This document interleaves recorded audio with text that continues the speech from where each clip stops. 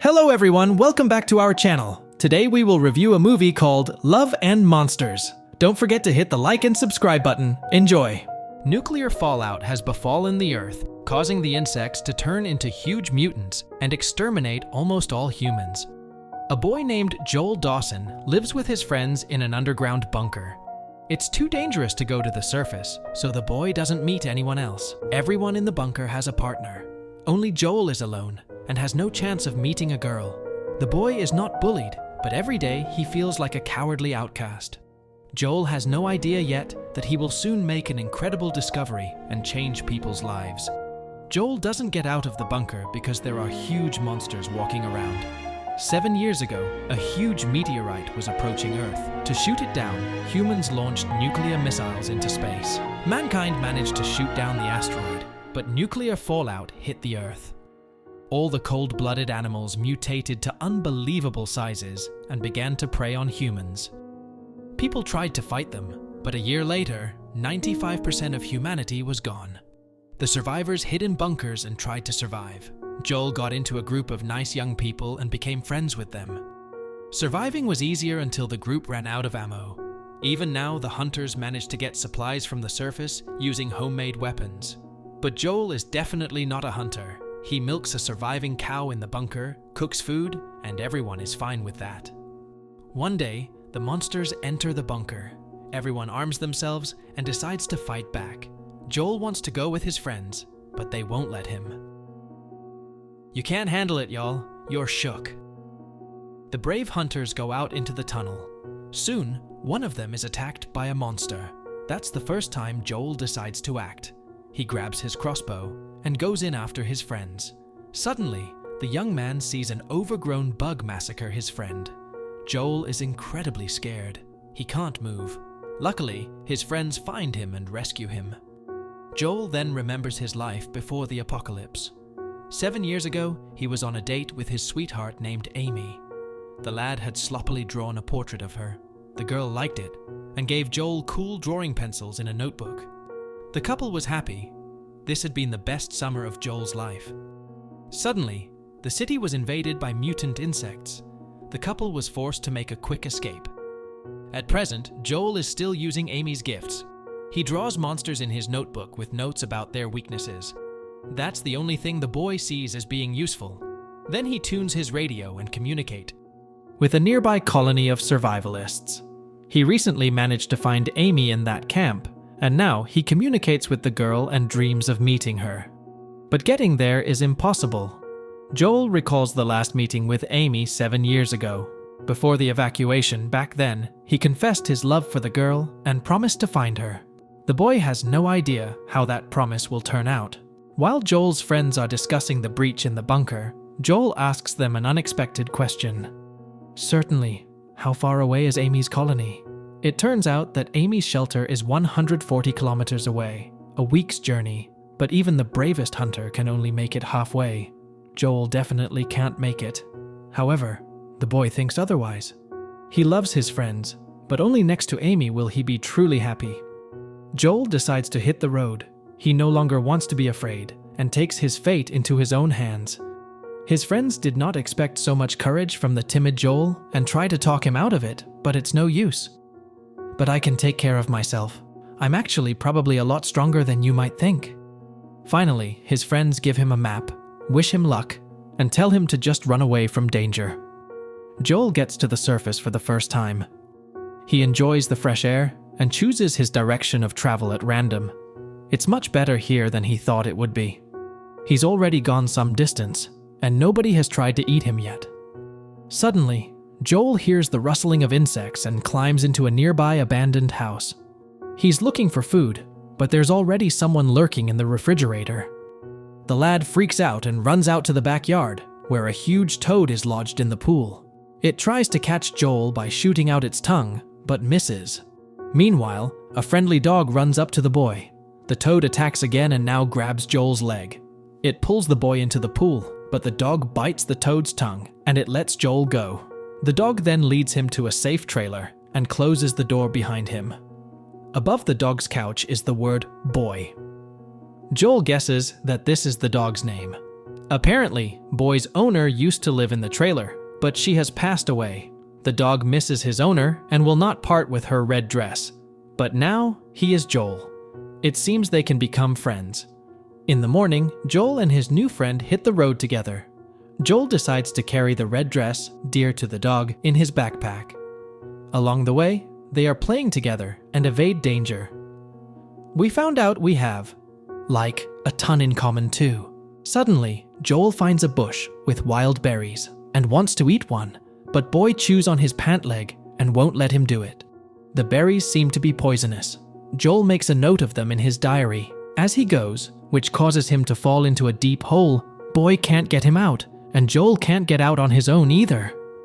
The rustling of insects can be heard from every crevice. Joel is trapped. The young man grabs a large bone and prepares to fight, even though he is quite scared. Suddenly, a rope falls on top of him. Some people pull him out. The pit is already swarming with mutant insects.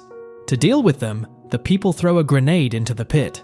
His rescuers are named Minnow and Clyde, and they're badass survivalists. They like Boy, so they agree to take Joel with them. The survivalists know a lot about the mutants. For example, they remember a person's scent and can pursue them. That's why staying in one place is not a good idea.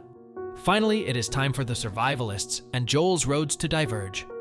Milo becomes attached to him and cries as he says goodbye. The survivalists believe they will meet the lad again and even give him a grenade to improve his chances of survival. Joel and Boy only have 50 kilometers to go to Aimee's base.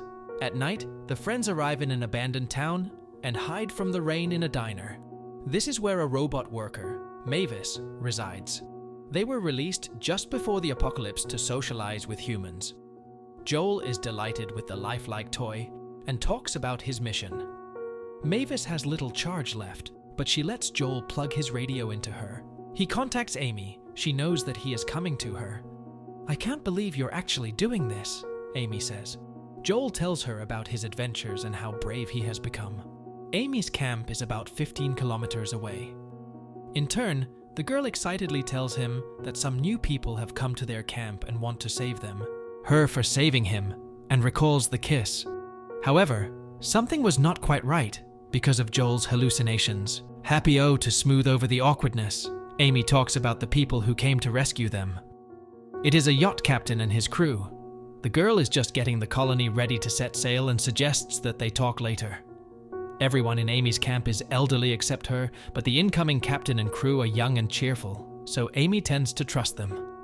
The captain does make a pleasant impression. He admires Joel's exploits and invites him to a night party in honor of the colony's imminent departure on the yacht. Soon, Joel is alone with Aimee. He has come all this way to see the girl. He wonders what she thinks about it. Aimee thinks what he did was very romantic. She cares about his attention, but the girl has changed a lot in 7 years. After Joel, she fell in love again and lost the man she loved. This is a big blow for the guy. He understands everything but feels heartbroken. "I feel like such an idiot." Of course, he should have talked things over with Aimee before he set out, but Joel got too carried away, and now he's having a hard time dealing with a shock. Aimee doesn't care for him. However, the girl still suggests that Joel join her colony and follow the captain. She has no idea at how the captain's help will turn out. The guy wakes up the next morning. His hands are tied, as are the other members of the colony. Finally, the captain tells the truth. He and his gang attack the helpless colonies and steal their food. But that's not their only target. A huge monster is quickly approaching the shore, dragging the boat behind it. It is a giant crab. People scatter in panic. Aimee manages to free herself and Joel. She runs to save the food from the gang, and Joel is assigned to deal with the crab. The guy isn't thrilled with the idea, but he has no choice.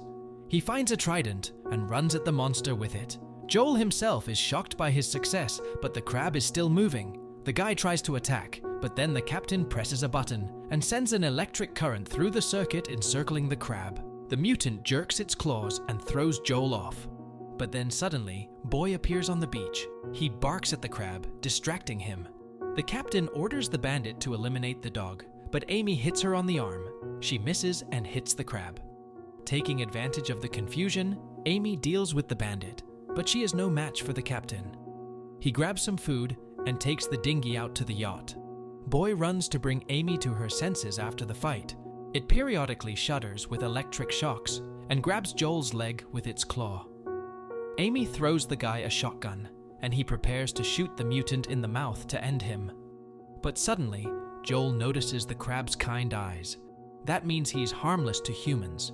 It's the electric shocks that make the animal violent. Then Joel shoots the chain to free the crab.